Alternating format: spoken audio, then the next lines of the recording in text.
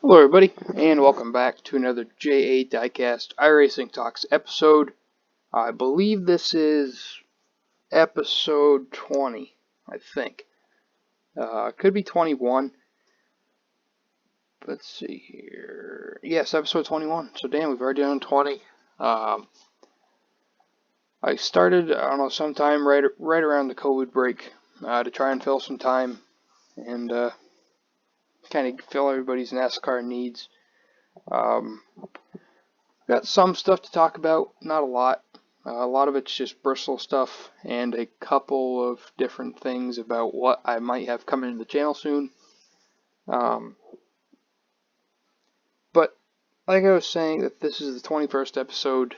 I think the plan for the iRacing Talk series is to finish the season. And once the season is done, I don't know if I will continue it this way next season. I might still be doing a podcast, but it's going to be different. It won't be iRacing. It'll just be either a live video of myself and whoever might be on, or just a black screen with me talking. Maybe just a slideshow of pictures. I don't know. So it probably won't be iRacing, and it'll be set up a little better. It won't be as just kind of thrown together as this is. This is kind of, at this point, just like a trial, so it's kind of good to see what's easy, what's not, what works, what doesn't, that kind of thing. So I'm going to be finishing it off this way for the rest of the season, though, which, believe it or not, is only like 9 more weeks. I got Las Vegas next week, Talladega, and Charlotte. And that's the round of 12.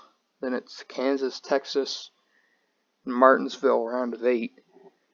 And then Phoenix for the championship race. So just 1, 2, 3, 4, 5, 6, 7. So 7 weeks left in the season. And I don't think there's any off weeks. So, well, maybe 1. So 7 or 8 weeks. And that's how long that's left in doing it this way. But now that we said that, the reason there wasn't an episode last week was because I was at Full Throttle Fall Weekend, which was a Friday-Saturday event at New Hampshire Motor Speedway, Legends, Modifieds, and American Canadian Tour. And it being Friday and Saturday, we were at the racetrack for the whole day, and it just happened to be that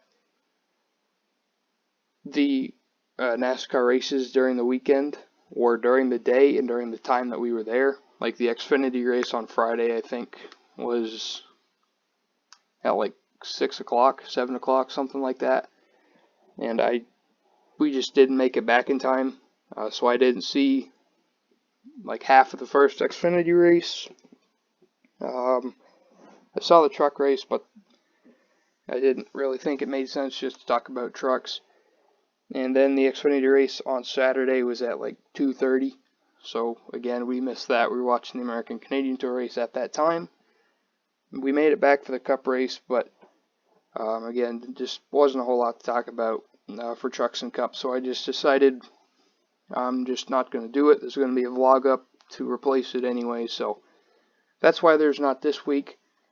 I'm going to have to think about how it's going to work the next few weeks, because I'm not sure. There's a truck race on Friday this week, or next week. This will be up Monday, so this week. And then an Xfinity race Saturday at 7:30, and a Cup race Sunday at 7. I will not be able to see the Xfinity race, so I will see the truck and maybe truck, actually. That's at 9. That's late, and I got to get up early, so maybe not even the truck race, definitely not the Xfinity race, and the Cup race I will see. So honestly, there might not be one next week. And then the following week, again, I don't know.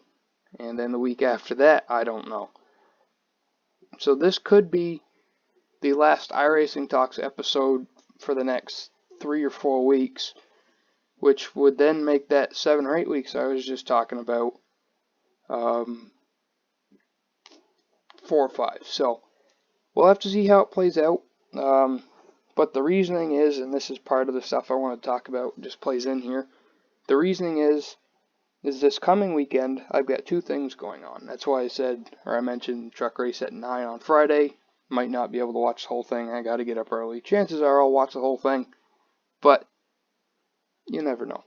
But anyway, Friday, September 25th, truck race.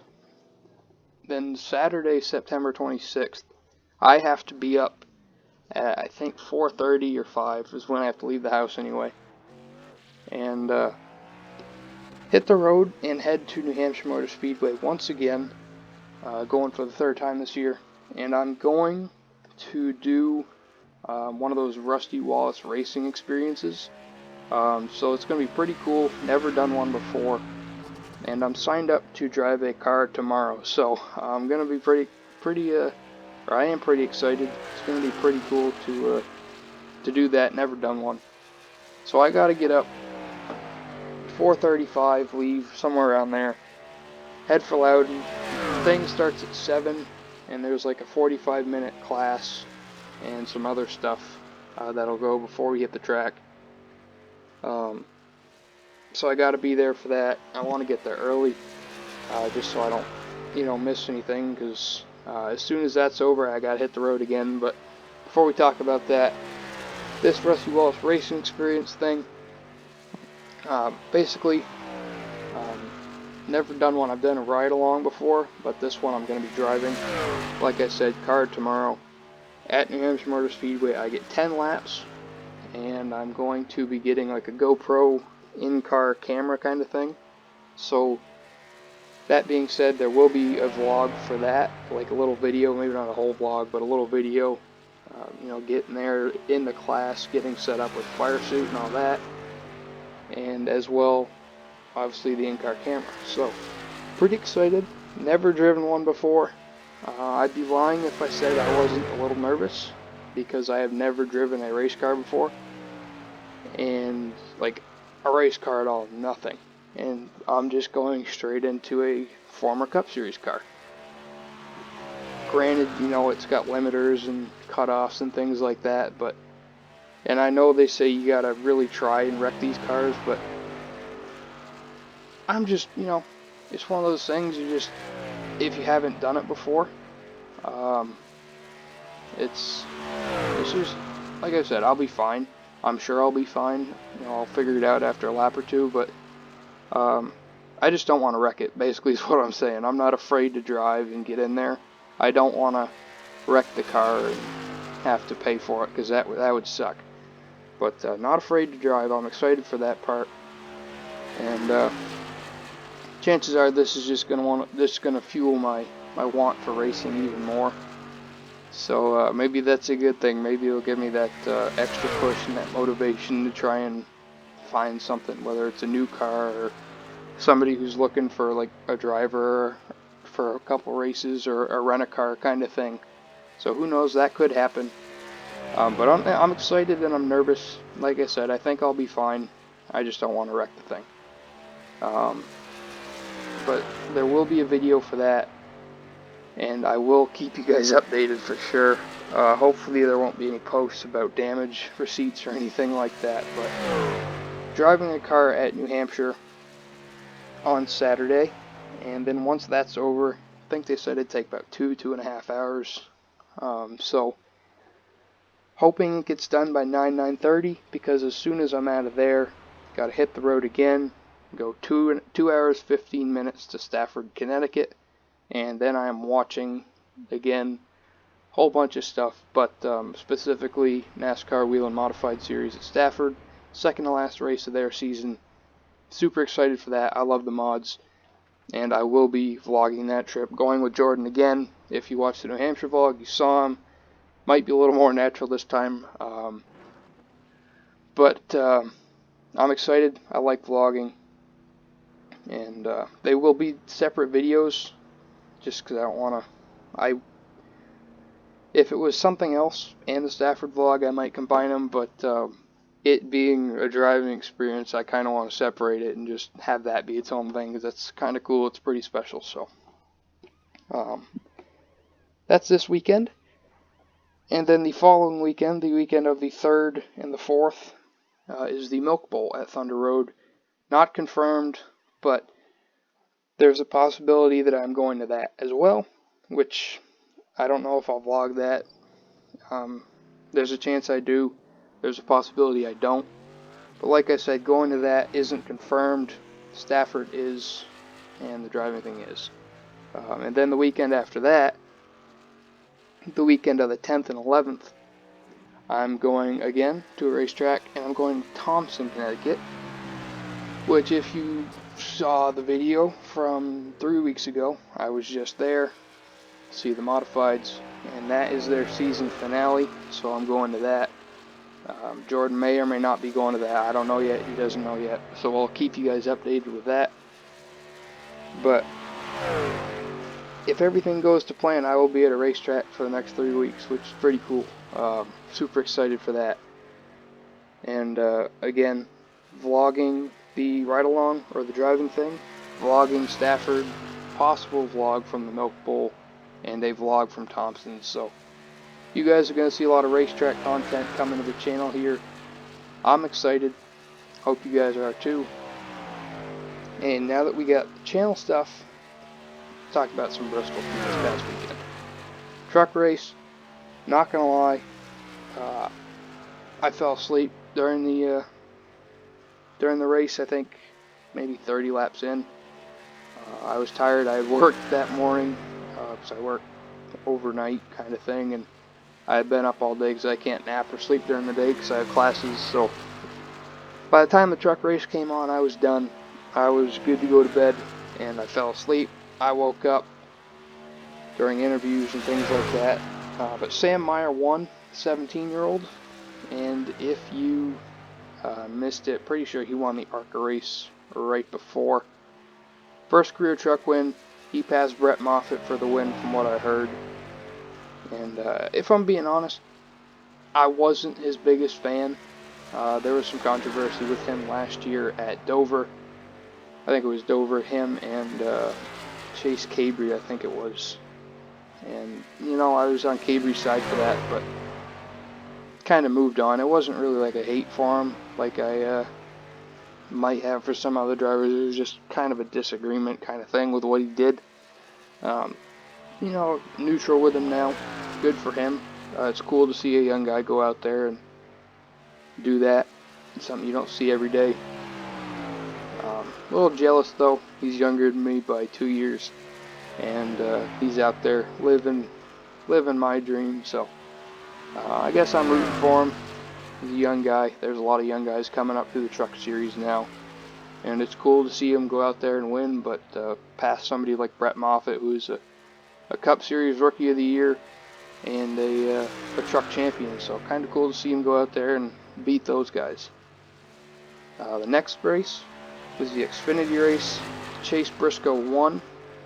However, Justin Allgaier dominated the race. Allgaier won the first 2 stages, and he pit there for the final time. And his tires, he said in the interview, the tires just weren't as good. They never really hooked up with the track or the car, and that killed a lot of the speed.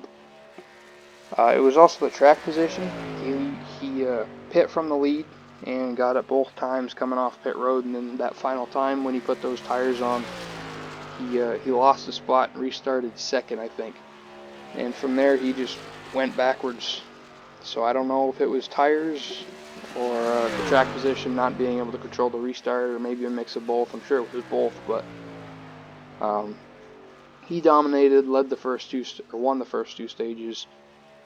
Austin Cindric took the lead late in the race, led a couple laps, looked like he was going to win, and then with about 30 to go, they announced over the broadcast Austin Cindric lost his power steering, and from there it was just a matter of time until somebody took the lead from him. Of course, I forget who it was, maybe Gregson, honestly, but somebody was racing with Briscoe for second. It actually might have been Chastain. I think it was Chastain. Somebody was racing with Briscoe for second, and they were just going at it, and that was at the point after they had announced that Cindric had lost power steering, and I'm just thinking to myself, you guys gotta work together for a little bit to get up there, because if you keep battling, you're gonna let a car without power steering win at Bristol, and that's just not gonna look good. So eventually, Chase Briscoe did clear him, and went up there past Cindric. Used a little bit of a bump and run. It's probably about the cleanest bump and run I've ever seen. So pretty cool. See somebody like Chase Briscoe not go out there and completely wreck the guy like you do a lot of the other drivers. But good to see Chase Briscoe win. Great guy, good driver. And current playoffs, Chase Briscoe and Austin Cindric are actually tied, 48 points ahead of the cutoff.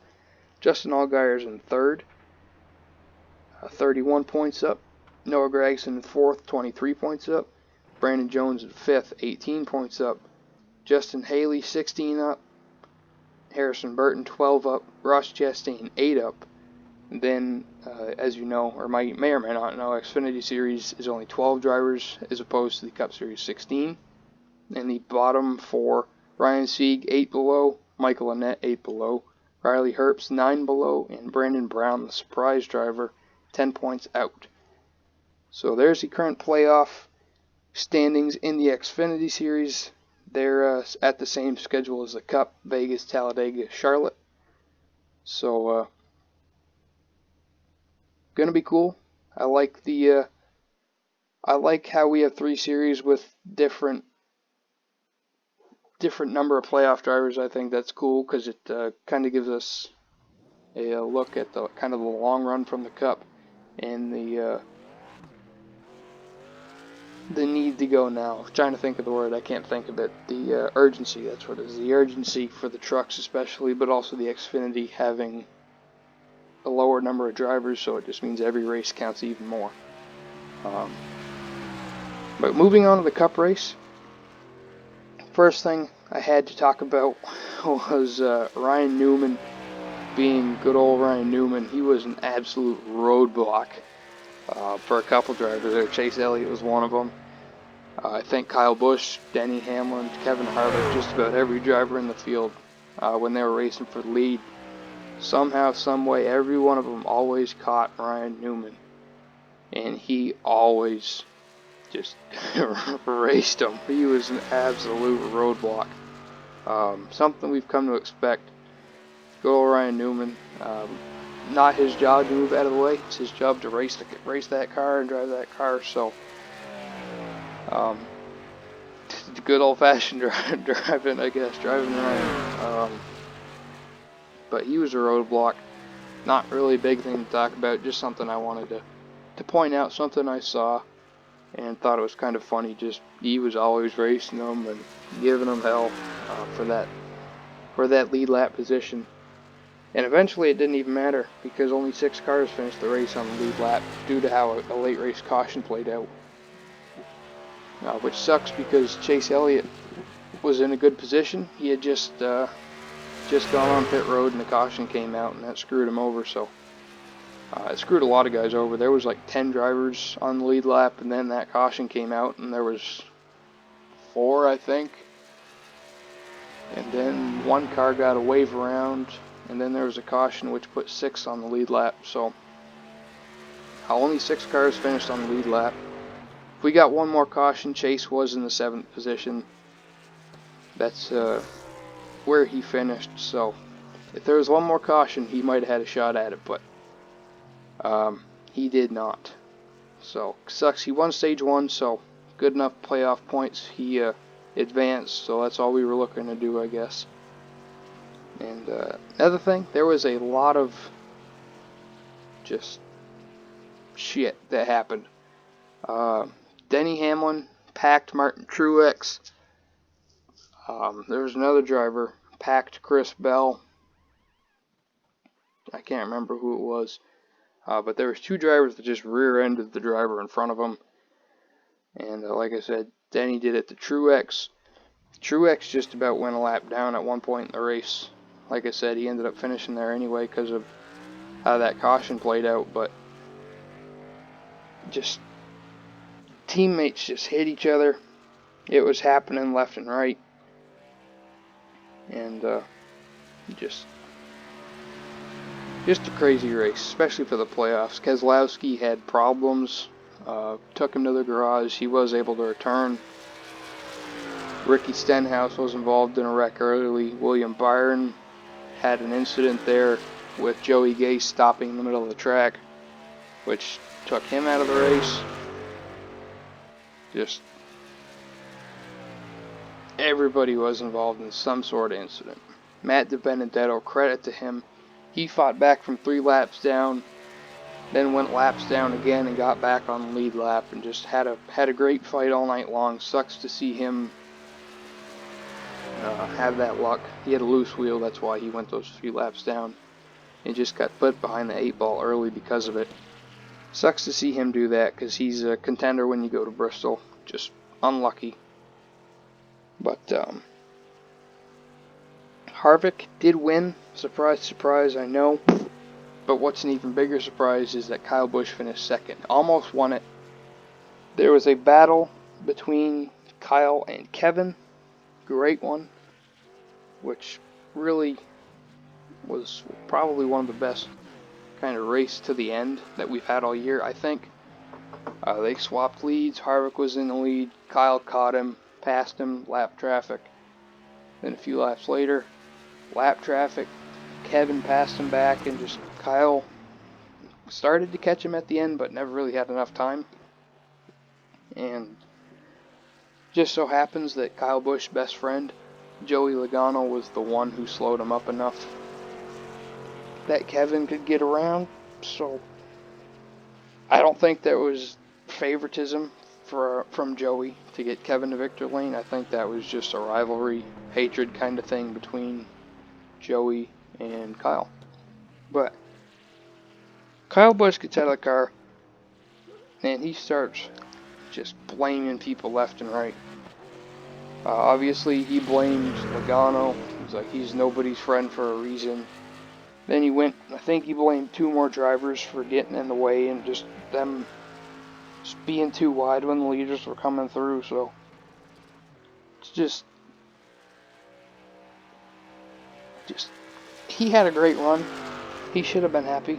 Like, I know he's disappointed. I'd be disappointed too if I finished second and I hadn't won all year, but at the same time, if I hadn't won all year, I hadn't really done great all year. I've won 1 stage, haven't really led a lot of laps, haven't had a whole lot of top 5s, top 10s, and I finished second. 9 times out of 10, I'm going to be more excited and happy than I am pissed off at the world. And he was pissed off at the world. Like I said, he was blaming 2 lap cars. He blamed Joey Logano.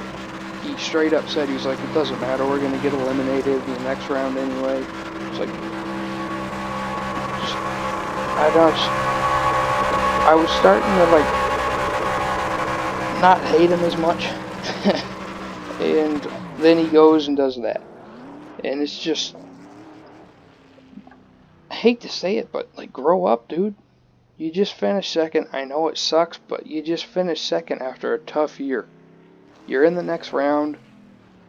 Focus on how your car was and how that could be good momentum for the following races, the next races in the playoffs. But you're not going to gain that momentum if you're bashing the team, bashing the car, bashing yourself, bashing the other drivers as soon as you get out of the race. You know?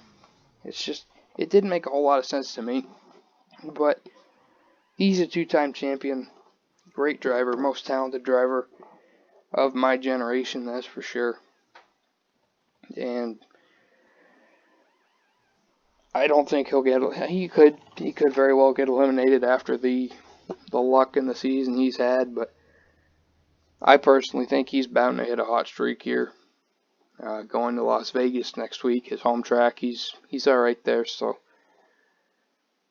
I think he's got a shot to turn it around and hit his stride, and I think when he does, it's going to be a hell of a season.